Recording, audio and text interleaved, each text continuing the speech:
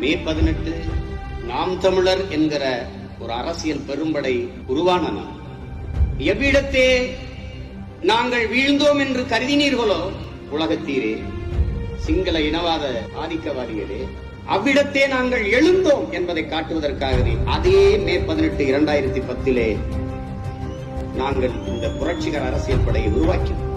எங்கள் இன்னொரு தாய் நிலமான தமிழீழத்தில் எங்கள் தலைவன் ஏந்தி பிடித்த புலிக்கொடி இறக்கப்பட்ட அதே நேரத்தில் அதே புலிக்கொடியை இன்னொரு தாய் நிலம் தமிழகத்தில் தூக்கி பிடிக்கும்.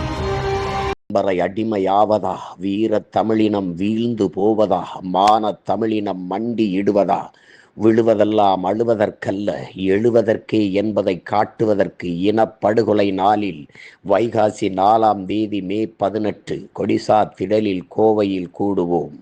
ஞாயிற்றுக்கிழமை மாலை சரியாக 4 மணிக்கு மான தமிழரெல்லாம் மறக்காமல் கூடுவோம். நாம் தமிழர்.